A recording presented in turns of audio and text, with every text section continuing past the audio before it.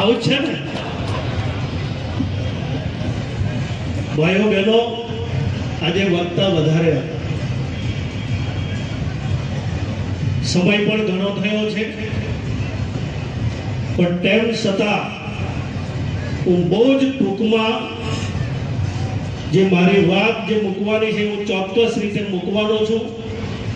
એટલા માટે ભાઈઓ બહેનો, મારા તમામ ધારાસભ્યશ્રીઓએ, અમારા એમપી, અમારા ગીતાબેન, ગણપતભાઈ મને લાગે ત્યાં સુધી મોટાભાગની વાત કરી છે. હું ખાલી આ છોટાઉદેપુરના તમામ લોકોને એટલી વિનંતી કરવા આવ્યો છું કે ભારતીય જનતા પાર્ટી એ વિકાસની રાજનીતિ સાથે હર હંમેશ લોકોને વચ્ચે રહી છે. એટલા માટે મને નવાઈ લાગી કે કેટલાક આદિવાસી સમાજના મસીહાઓ થઈને અહીંયા આવે છે, ત્યારે મને નવાઈ લાગે છે કે વર્ષો સુધી ગણપતભાઈએ કામ કર્યું છે સરકારમાં, પણ આજે હું પણ કેબિનેટ મંત્રી તરીકે કામ કરું છું. અહીંયા નારાયણભાઈ રાઠવા, જસુભાઈ રાઠવા, ગીતાબેન રાઠવા, અભિષેકભાઈ, જયંતિભાઈ રાઠવા, રાજેન્દ્રભાઈ રાઠવા, અમે કોઈ મસીહા નથી. અમને મસીહાનું બિરુદ જોઈતું પણ નથી. અમે એક સામાન્ય કાર્યકર્તા તરીકે લોકોના વચ્ચે રહેવાનું અમે પસંદ કરીએ છીએ. કે ખાલી સીઝન આવે અને લોકો વચ્ચે જવું એ અમારો સ્વભાવ નથી. સમજી ગયા ને? સીઝન આવે અને લોકોને વચ્ચે જવું અને પછી ખોવાઈ જવું એ અમારો સ્વભાવ નથી. મેં સુરતની અંદર ગણપતભાઈ વસાવાજીના વિસ્તારમાં એમ કહ્યું, મીડિયાના મિત્રો ખાસ નોંધ લેજો, જેમની દુકાન નથી તે ઉધાર આપવા નીકળ્યા છે.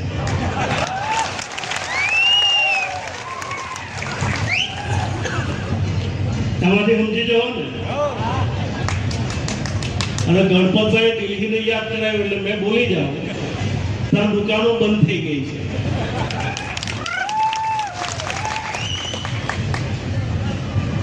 અહીંયા બહેનોને ખાસ કહું છું કે દુકાને જ નથી અને કોઈ એવા બધા વચનો આપશે અને જેવો સમય પૂરો થશે ને તે દુકાનનો એડ્રેસ નહીં આવે.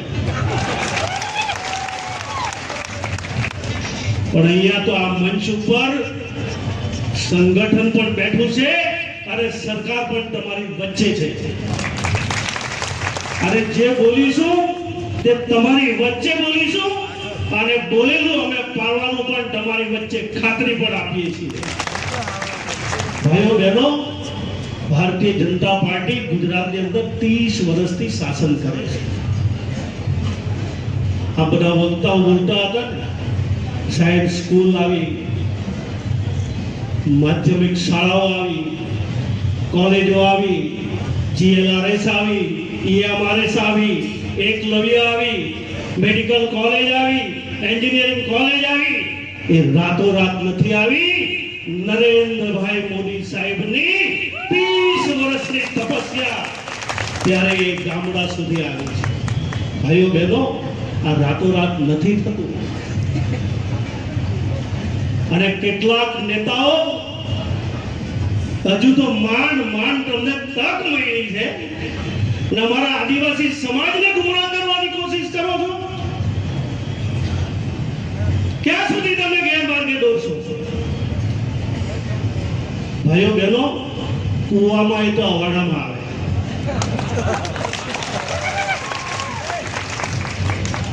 નહીં, તમને પણ બધા લોકોને કહેવા આવ્યો છું, પવન જોઈને હુકડું મૂકજો ને તો છોટાઉદેપુરનો વિકાસ જે રીતે લોકના વિસ્તારમાં જજો, હું આજે ખાતરી મનપતથી આપું છું. એમના પહેલા પણ કેટલાક નેતાઓ બનવા નીકળેલા, આજે ત્યાં મારી આદિવાસી સમાજ ઉપર મને દયા આવે છે.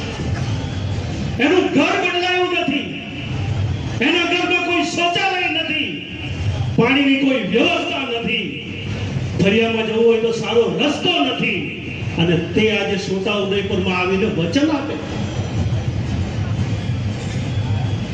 જેમનાથી એમના વિસ્તારમાં હજુ પણ ગામડા છૂટા પાડવાની જરૂર છે. કેટલીક ગ્રુપ ગ્રામ પંચાયતો ચાલે છે, એને અલગ કામ પાડી આપો, ત્યારે તમને હું નેતા માનીશ. તમે શેની એક રાજ્ય ભિલિસ્તાનની માંગણી કરો છો, જેનાથી ગામ છૂટું નહીં પાડી શકાય, તે રાજ્ય છૂટું પાડવાની વાત કરે. એક ગામ છૂટું પાડવું હોય ને તો એ તમારા પગના તળિયા ઘાઈ જાય. ભાઈ એમને એમ છૂટું નથી પડતું. અને રેવન્યુ રીતે જે જ્યારે ગામને છૂટું પાડવાનું હોય ને તો કદાચ છોટાઉદેપુરમાં પણ જોવાનું મળતું હશે કે કેટલાક ગામ છૂટા પડી ગયા પણ હજુ રેવન્યુનું છૂટું પાડી શક્યા નથી. એવી પરિસ્થિતિમાંથી પસાર થવું પડે છે. ત્યારે શું તમે માની જવાના છો કે કોઈ ભિલિસ્તાન રાજ્ય આપશે? માની જવાના છો? આ તો આદિવાસીઓના ભાગલા પાડવાની નીતિ છે. શેના માટે અમારા આદિવાસીઓને છૂટા પાડવાની વાત કરો છો? માન અમે અત્યારે ઠેકાણે પડી રહ્યા છે.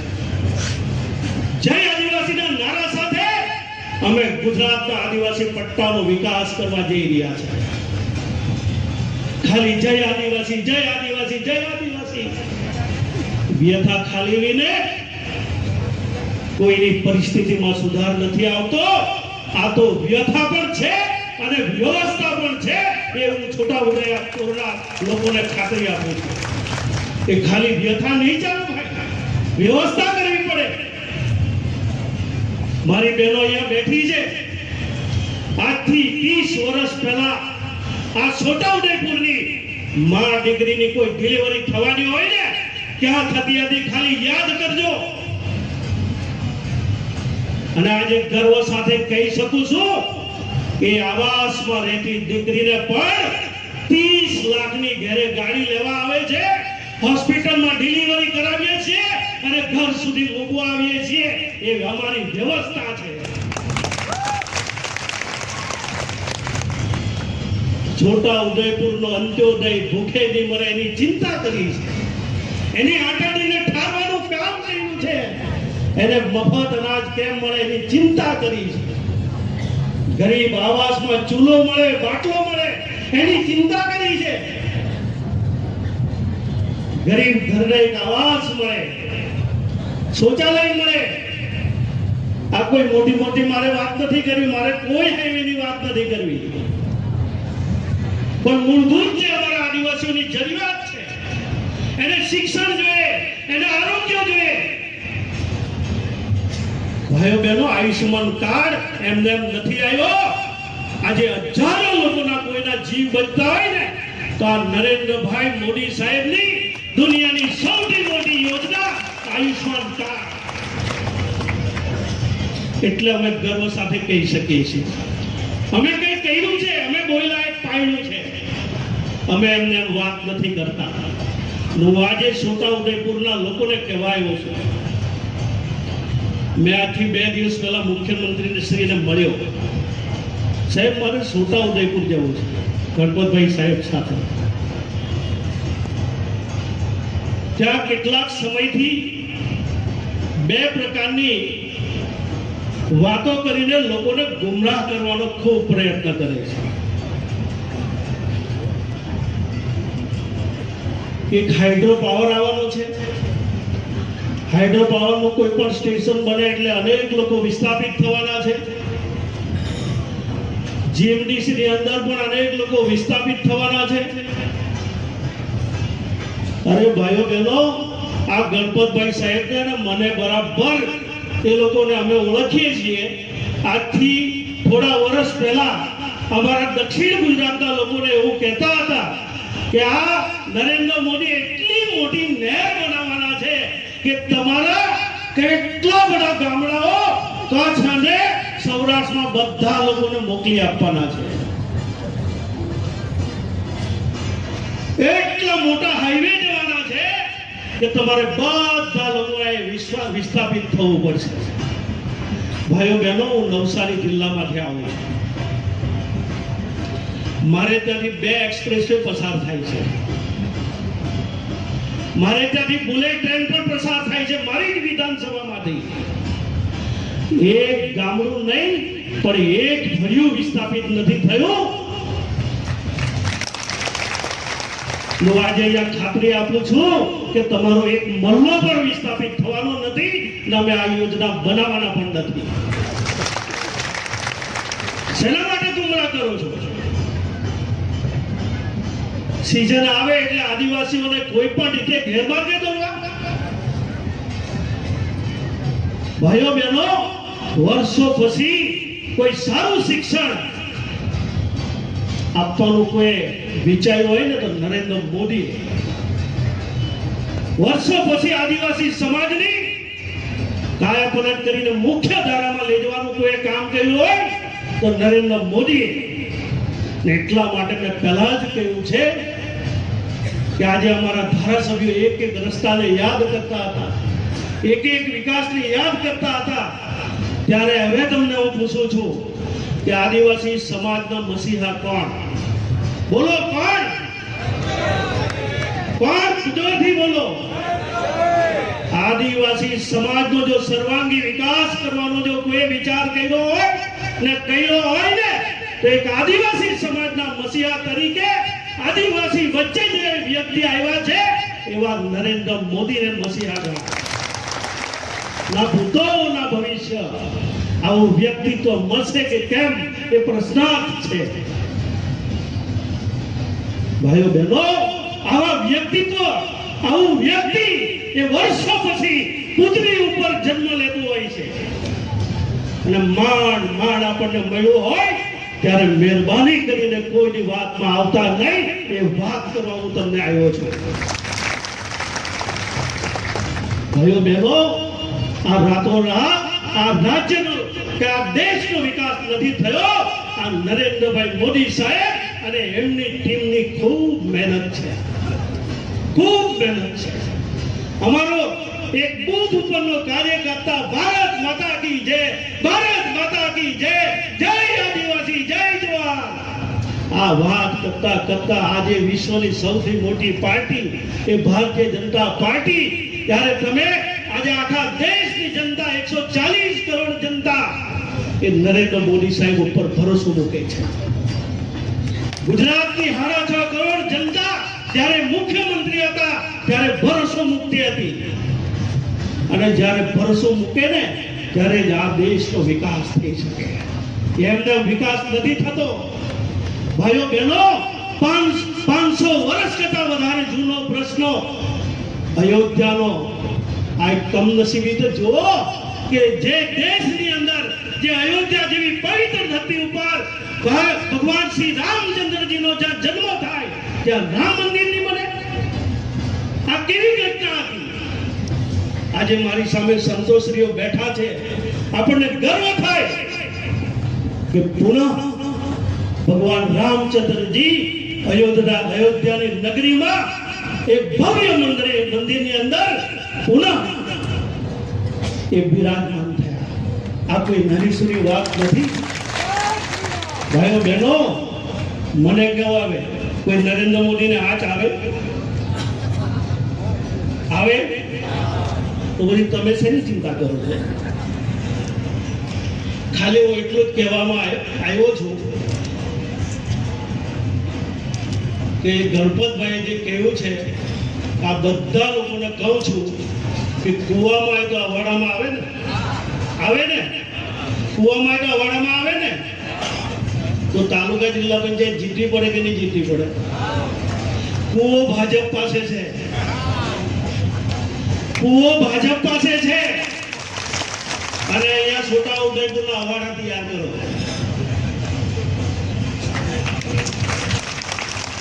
સીધું પાઇપલાઇન થી છોટા ઉદયપુર સુધી ગાંધીનગર થી અહીંયા સુધી આવી જવાનું છે. કોઈ વચન ત્યાં નહીં, સીધું છોટા ઉદયપુરમાં.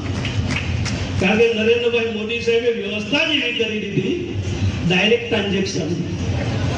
કોઈ વચમાં જ નહીં. શૌચાલય આપવું તો એ ખાતામાં, ખેડૂતને રૂપિયા આપવા તો એ ખાતામાં. આવાસ આપવું તો એ ખાતામાં, હવે બધું જ ડીબીટી થી તમારા ખાતામાં, કોઈ બચું ત્યાં નહીં. પછી શેની ચિંતા કરો છો? એટલે પેલા કોઈ આવીને સિઝને આવીને કોઈ બોલી જાય એટલે આપણે માની જવું છે? હવે મને વિશ્વાસ આપો, તમે માનવાના છો? શું એ આદિવાસી આગેવાન અમે કોણ? શું અમે ઉપરથી આવેલા છે? અમે 100% સોનું છે, પ્યોર આદિવાસી લોકો છે. જરા પણ ભેળસેળ નથી, જરા પણ ભેળસેળ નથી.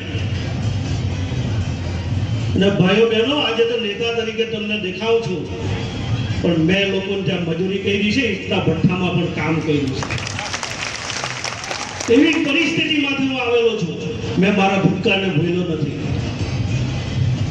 એટલા માટે એક આદિજાતિ વિભાગ મારી પાસે છે. એક મારા જેવા સામાન્ય માણસને ભારતીય જનતા પાર્ટીએ કેબિનેટ મિનિસ્ટર બનાવ્યા છે. ઉમરગામથી અંબાજી સુધીના આદિવાસી પટ્ટાના 107 કરોડ 101 કરોડ ને 7 લાખ લોકોની ચિંતા કરવા માટે મને જવાબદારી આપી છે. આજે આપણી વસ્તી 1 કરોડ ને 7 લાખ થવા જાય છે. આ બધા લોકોને હું ખાતરી આપું છું કે અત્યારે ગણપતભાઈ સાહેબે કહ્યું ને કે અત્યાર સુધીમાં વનબંધુ પેકેજની અંદર 2 લાખ કરોડ રૂપિયા વપરાયા છે. પણ તમે બધા લોકોએ સાંભળ્યું હશે કે નરેન્દ્રભાઈ મોદી સાહેબ ભગવાન બિરસા મુંડાજીની 150મી જન્મ જયંતિની ઉજવણી અને એની સાથે સાથે પૂરા રાષ્ટ્રમાં રહેતા આદિવાસી સમાજનો ગૌરવ દિવસ એટલે 15 નવેમ્બર આ બંનેની ઉજવણી ડેડિયાપાડા ખાતે થઈ. અને એ દિવસે એમણે ડેડિયાપાડાની ધરતી ઉપરથી ઘોષણા કરી કે ગુજરાત સરકાર આવનારા 5 વર્ષમાં 2 લાખ કરોડ આદિવાસી પટ્ટાની અંદર રૂપિયા વાપરશે. આ વર્ષે આપણું બજેટ 40,000 કરોડ રૂપિયા છે એક વર્ષનું. આવનારા દિવસોમાં અનેક વિવિધ યોજનાઓ સાથે આવવાના છીએ. અહીંયા જંગલની જમીનની પણ વાત થઈ. હું થોડા દિવસમાં ફરીવાર જે આપણા પ્રાયોજિત વહીવટદારની જે કચેરી છે એનું ભૂમિપૂજન કરવા આવવાનો છું. અને તે દિવસે જે સાચા છે, જેનો નિકાલ આવી ગયો છે, એવા લોકોને પણ જંગલની જમીનના સનદો આપવા માટે મેં નિર્ણય લઈ રહ્યો છું. એટલે ભાઈઓ બહેનો, જે કંઈક આપીશું તે અમે આપીશું. હવે ભરોસો રાખજો. અને કોઈ આદિવાસીને કોઈ પણ પ્રકારની નાની સરખી પણ ઠેસ નહીં પહોંચે એ પ્રકારની અમે ગરિમાપૂર્ણ રીતે સરકાર ચલાવીએ છીએ. કારણ કે અમારો આદિવાસી ભાઈ એ અમારો ભાઈ છે. વાતો કરશો અમે આદિવાસીના પડખે જઈને એને મદદ કરનાર લોકો છીએ. કોરોના જેવી પરિસ્થિતિમાં કેવી કોરોના વખતે ઘટનાઓ હતી ત્યારે પણ અમે તમારા લોકો વચ્ચે હતા. અને ભાઈઓ બહેનો, મને આજે ગર્વ થાય કે નરેન્દ્રભાઈની વિજયના કારણે આજે આપણે બધા લોકો સલામત છીએ. આ કોઈ નાની સૂની ઘટના નથી. વાતો કરવી તો ઘણી બધી કરી શકો, પરંતુ ગણપતભાઈ ને પદ જે આપ્યું છે એ કોઈ સ્ટેટસ વાળું પદને અમે માનતા જ નથી. અમે એક જવાબદારી વાળું પદ માનીએ છીએ. અને ગણપતભાઈ સાહેબને પણ મેં ખાતરી આપી છે કે તમે ને હું આખા ગુજરાતની અંદર આદિવાસી પટ્ટાની અંદર પરિભ્રમણ કરવું છે. અને જ્યાં જ્યાં બ્રાહ્મણ પ્રચાર ચાલે છે ત્યાં હું સરકારની વાત કરીશ, તમે સંગઠનની વાત કરજો. અને ભાઈઓ બહેનો, અમે બંને લોકો અને અમારી સાથે બેઠેલી આખી ટીમ એ કોઈ અમારાથી કમી નથી. એ લોકોના આ જંતીભાઈ રાઠવાના સાંભળ્યો ત્યારે તો મારા એકદમ પાટા પડી ગયા. અને જ્યારે રેલો જોયો ને, રેલો જંતીભાઈ, ત્યારે તમને ત્રણે ધારાસભ્યને ખૂબ અભિનંદન આપું છું.